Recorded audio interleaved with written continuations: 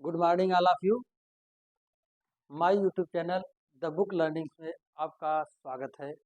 आज हम आप लोगों को कक्षा 9 जीव विज्ञान जीवन की मौलिक इकाई का चौथा लेक्चर बताएंगे। कोशिका विभाजन। क्या बताएंगे? कोशिका विभाजन। जैसा कि आप जानते हैं हमारे शरीर में लाखों करोड़ों यानी असंख्य कोशिकाएं पाई जाती हैं। हमारे शरीर में बहुत सारी कोशिकाएं पाई जाती हैं। ये कोशिकाएं विभाजित होकर नई नई कोशिकाओं का निर्माण करती हैं। यानी हमारे शरीर की जो पुरानी कोशिकाएं होती हैं वह विभाजित होकर नई नई कोशिकाओं का निर्माण करती हैं। और उसी को आज हम आपको बताएंगे कोशिका विभाजन क्या होता है। यानी हमारे शरीर में बहुत सारी कोशिकाएं पाई जाती हैं जो विभाजित होकर नई नई कोशिकाओं का निर्माण करती हैं। जो पुरानी और क्षतिग्रस्त कोशिकाएं होती हैं वे नष्ट हो जाती हैं और विभाजित होकर नई नई कोशिकाओं का निर्माण करती हैं। यह विभाजन जो है दो तरह से होता है। कोशिका विभाजन दो तरह से होता है।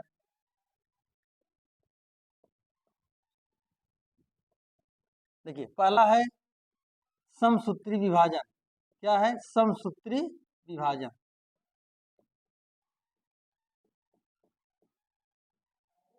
दूसरा क्या है? अर्धसूत्री विभाजन।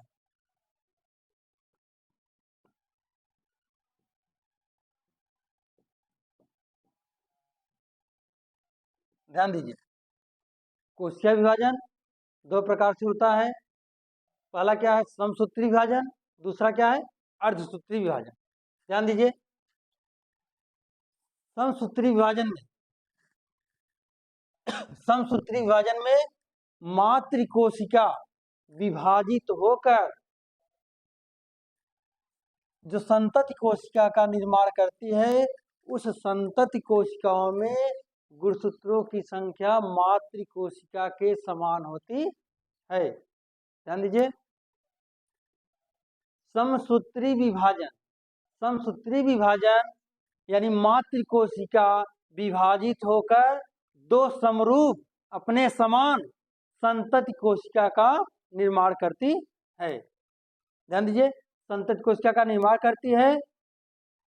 संतति कोशिका में गुणसूत्रों की संख्या समान होती है। ध्यान दीजिए, समसूत्री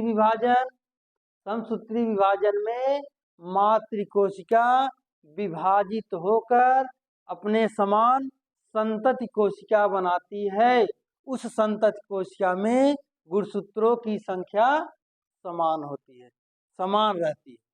ठीक। और देखिए, समसूत्री विभाजन में ये समसूत्री विभाजन शरीर के कायिक भागों में होता है। और जो अर्धसूत्री विभाजन में मातृ कोशिका विभाजित होकर जो संतति कोशिका का निर्माण करती है, उस संतति कोशिका में गुणसूत्रों की संख्या आधी हो जाती है। अर्धसूत्री विभाजन जनन कोशिका में होता है। अर्धसूत्री विभाजन जनन कोशिका में होता है। और एक महत्वपूर्ण बात आपको बताएं, कोशिका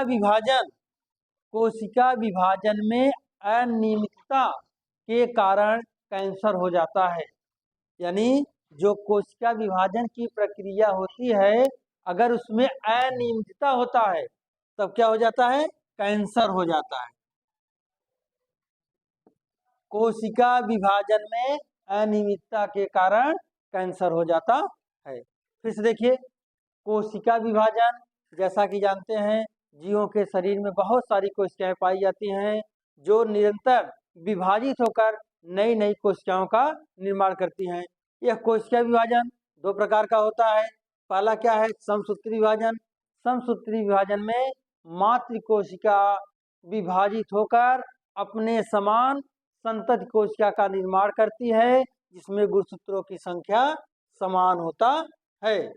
समसूत्री विभाजन शरीर के कायिक भागों में होता है। अर्धसूत्री विभाजन में मातृ कोशिका विभाजित होकर अपने समान जो संतति कोशिका का निर्माण करती है, उसमें गुणसूत्रों की संख्या मातृ कोशिका की आधी हो जाती है। अर्धसूत्री विभाजन जनन कोशिका में होता है। और महत्वपूर्ण बिंदु आपको बता रहे हैं, कोशिका, ध्यान दीजिए, कोशिका विभाजन में अनियमितता के कारण कैंसर होता है। ठीक, धन्यवाद। आज का टॉपिक यहीं पर समाप्त होता है। अब फिर अगले टॉपिक में मिलेंगे।